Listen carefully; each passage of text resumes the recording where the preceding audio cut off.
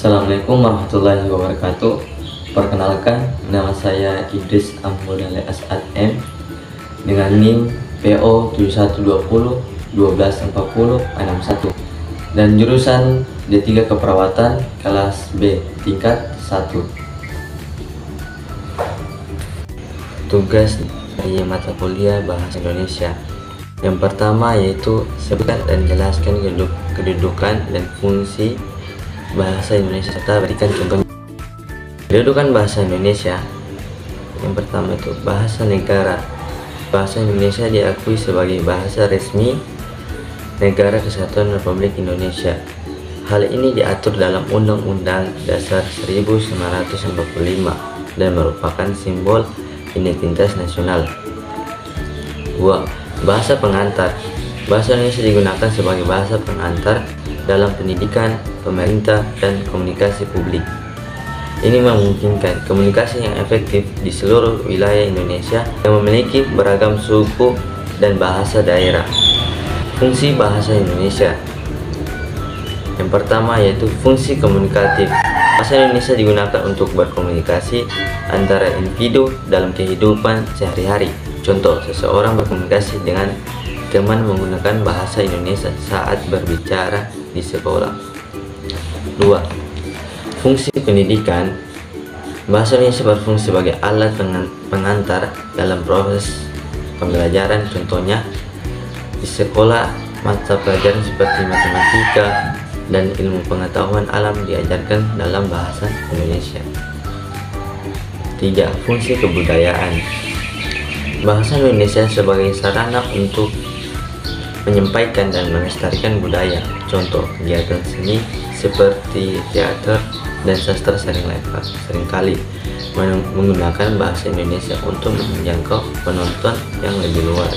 Dengan kedudukan dan fungsi yang demikian, bahasa Indonesia berperan penting dalam menjaga persatuan dan kesatuan bangsa serta mengembangkan identitas nasional. Dan materi yang kedua yaitu jelaskan pengertian ragam bahasa Indonesia dan berikan masing-masing contohnya. Ragam bahasa Indonesia merujuk pada variasi pengguna bahasa Indonesia yang sesuai dengan konteks, situasi, dan penutur. Ragam ini mencakup berbagai bentuk dan gaya bahasa yang digunakan dalam komunikasi sehari-hari. Berikut adalah beberapa ragam bahasa Indonesia beserta contohnya. Yang pertama, ragam resmi. Pengertian ragam yang digunakan dalam situasi formal seperti dalam dokumen resmi, laporan, atau acara resmi. Bahasa yang digunakan cenderung baku dan menghindari penggunaan kata-kata yang tidak formal. Contohnya yaitu surat dinas. Dengan ini kami memberitahukan bahwa kegiatan seminar akan dilaksanakan pada tanggal 10 Oktober 2024. Materi selanjutnya yaitu jelaskan apa itu ejaan dan tanda baca dan berikan masing-masing contohnya. Baiklah, saya akan menjelaskan apa itu ejaan. Ejaan dan tanda baca adalah dua aspek yang penting dalam bahasa tulisan yang berfungsi untuk memudahkan pembaca dan memahami teks. Berikut penjelasan mengenai keduanya beserta contohnya. Adalah cara penulisan kata-kata dalam suatu bahasa sesuai dengan kaidah yang berlaku. Ejaan yang baik dan benar membantu menghindari kesalahpahaman dan memberikan kejelasan dalam komunikasi tertulis. Contohnya, ejaan kata. Ejaan kata, penulisan kata yaitu akurat, yang benar. Akurat itu yang benar dibandingkan dengan akurat yaitu salah. Perejaan gabungan yaitu kata, contohnya sekolah tinggi ditulis terpisah dan bukan sekolah tinggi, yaitu digabung. Itu dalam ejaan gabungan. Baru selanjutnya materi tanda baca. Apa sih itu tanda baca? Tanda baca yaitu Tanda baca adalah simbol yang digunakan tulisan untuk memisahkan kalimat bagian kalimat atau memberikan penekanan tertentu. Untuk memisahkan, kedua, ragam tidak resmi. Apa itu ragam tidak resmi? Ragam yang digunakan dalam situasi santai atau informal seperti dalam percakapan sehari-hari dengan teman atau keluarga. Contohnya, percakapan antar teman. Kamu sudah nonton film baru atau belum? Keren banget. Baiklah, selanjutnya yaitu jelaskan pengertian diksi dan berikan contoh dalam kalimat. Contohnya dalam kalimat. Baiklah, saya akan menjelaskan apa itu diksi. Diksi adalah pilihan kata yang digunakan dalam sebuah karya tulis atau ucapan. Diksi yang tepat dalam mempengaruhi makna, nuansa, dan daya tarik sebuah teks. Pemilihan kata yang baik membentuk tulisan, menyampaikan pesan secara efektif dan menciptakan kesan tertentu pada pembacanya. Contoh diksi dalam kalimat. Diksi formal. Pemerintah telah mengeluarkan kebijakan baru untuk meningkatkan kesejahteraan masyarakat. Catatan: penggunaan kata kebijakan dan meningkatkan kesejahteraan menciptakan kesan formal dan resmi. Dan kedua yaitu diksi informal. Contohnya yaitu pemerintah sudah bikin aturan baru supaya orang-orang lebih sejahtera. Catatan kata itu dan orang-orang mereka masa yang lebih santai dan akrab. 3. Diksi estetis,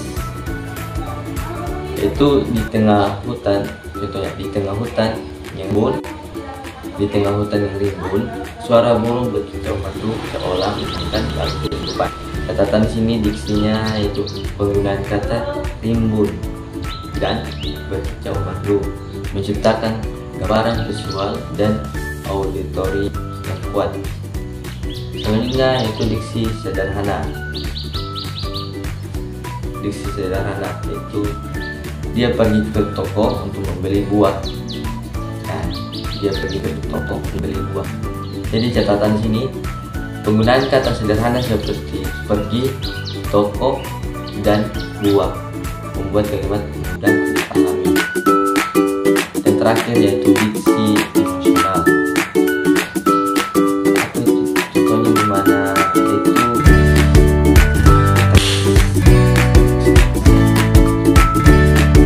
dan terakhir yaitu diksi emosional. Air mata kebahagiaan mengalir di hidupnya saat mendengar kabar baik. Jadi kata air mata kebahagiaan dan perasaan dengan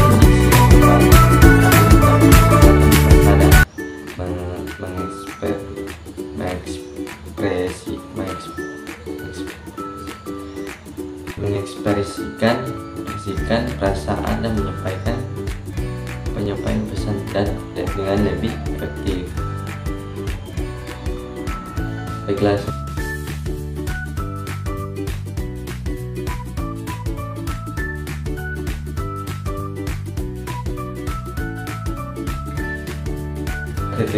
efektif adalah kalimat yang jelas, padat, dan langsung menyampaikan makna tanpa adanya kata-kata yang tidak perlu. Kalimat ini biasanya memiliki struktur yang baik, menggunakan kata yang tepat, dan menyampaikan informasi dengan cara yang mudah dipahami oleh pembaca dan pendengar. Ciri-ciri kalimat efektif itu ada 3.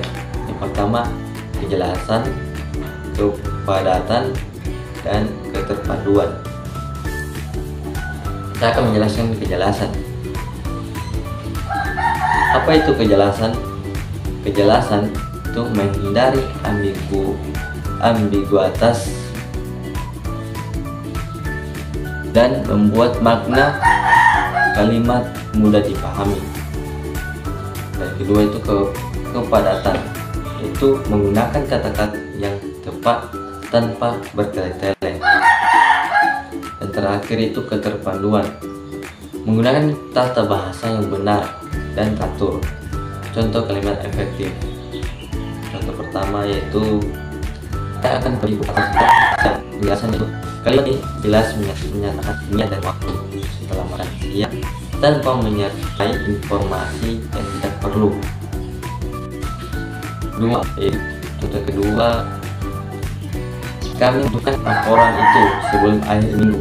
Jadi penjelasan ini, kalimat ini langsung menyampaikan kebutuhan dan batas waktu dengan jelas. Apa perbandingan dengan kalimat tidak efektif? Misalnya tidak efektif itu saya ingin memberitahukan kepada Anda bahwa saya akan pergi ke pasar setelah saya makan siang. Penjelasannya itu, kalimat ini bertele-tele dengan penggunaan frasa yang tidak perlu sehingga mengurangi kejelasan. Kalimat efektif dalam komunikasi terutama dalam konteks formal seperti laporan, presentasi, dan tulisan akademis karena membantu memastikan pesan dapat diterima dengan baik.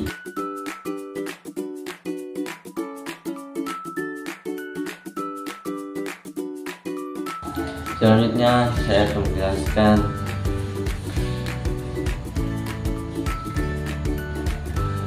menjelaskan pengertian paragraf dan jelaskan pula pengertian paragraf, deskripsi, eksposisi, narasi, argumentasi, dan persuasi. Baik, saya akan jelaskan. Itu pertama paragraf. Pengertian paragraf. Paragraf adalah sekumpulan kalimat yang berkaitan dengan pembahasan satu ide pokok. Paragraf berfungsi untuk menyampaikan informasi, pendapat, atau cita dalam tulisan. Sebuah paragraf biasanya terdiri dari kalimat utama yang diikuti oleh kalimat penjelas yang mendukung atau mengurangi ide pokok tersebut. Jenis-jenis paragraf. Paragraf deskripsi, yaitu paragraf deskripsi adalah paragraf yang menggambarkan sesuatu dengan detail menggunakan panca indera, lihat, dengar, rasa, dan sentuh untuk memberikan gambaran yang jelas kepada pembaca. Contohnya, di taman itu bunga-bunga berwarna-warni mekar dengan harum yang semerbak. Daun-daun hijau berkilau terkena sinar matahari, sementara burung-burung berkicau di atas dahan. Selanjutnya yaitu paragraf eksposisi. Paragraf eksposisi adalah paragraf yang menjelaskan suatu informasi atau ide secara jelas dan objektif. Tujuan adalah memberikan pengetahuan kepada pembaca. Contohnya, konsumsi sayuran hijau sangat penting bagi kesehatan. Sayuran hijau kaya akan vitamin, mineral, dan serat, membantu menjaga daya tahan tubuh dan mencegah berbagai penyakit. Selanjutnya yaitu paragraf narasi. Paragraf narasi adalah paragraf yang menceritakan suatu peristiwa atau cerita, biasanya mengikuti urutan waktu. Paragraf ini berisi unsur-unsur seperti tokoh, latar, dan konflik. Contohnya, ketika pagi tiba, Lisa bangun lebih awal untuk menikmati keindahan matahari terbit. Dia berjalan ke tepi pantai, mendengar deburan ombak, dan merasakan angin sepoi-sepoi yang menyegarkan. Selanjutnya yaitu paragraf argumentasi. Paragraf argumentasi adalah paragraf yang menyampaikan pendapat atau argumen yang tujuannya meyakinkan pembaca.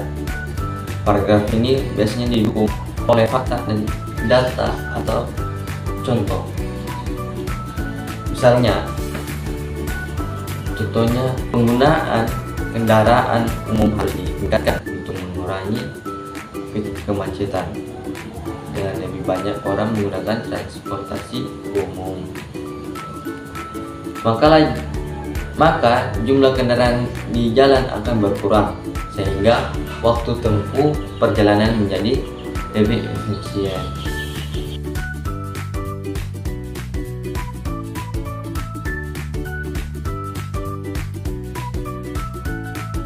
Baiklah, mungkin hanya ini saya bisa menyampaikan tugas yang telah diberikan oleh Bapak.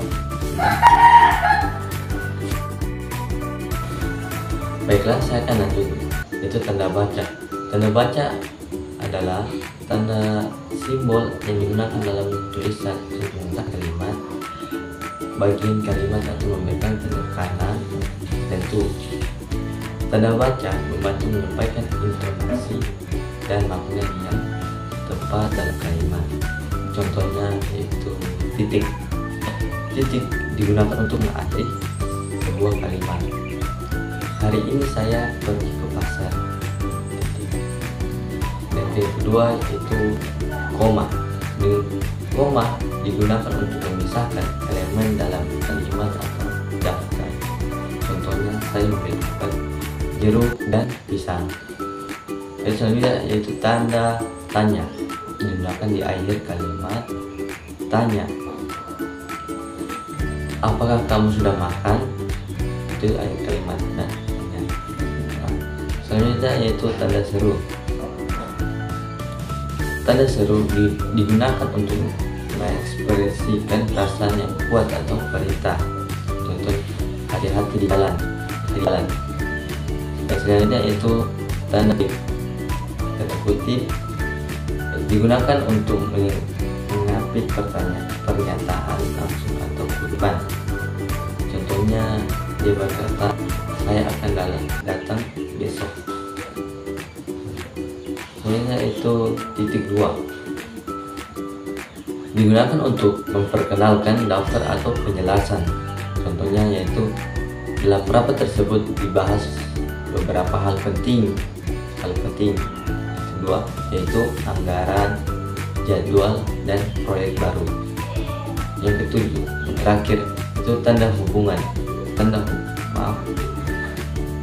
Ketujuh itu yaitu tanda hubung. Digunakan untuk menghubungkan dua kata atau bagian kalimat. Contohnya, laporan tersebut merupakan hasil kerjasama antar dua institusi. Ejaan dan tanda baca sangat penting dalam komunikasi tulisan karena keduanya berkontribusi pada kejelasan dan ketepatan makna yang ingin kita sampaikan.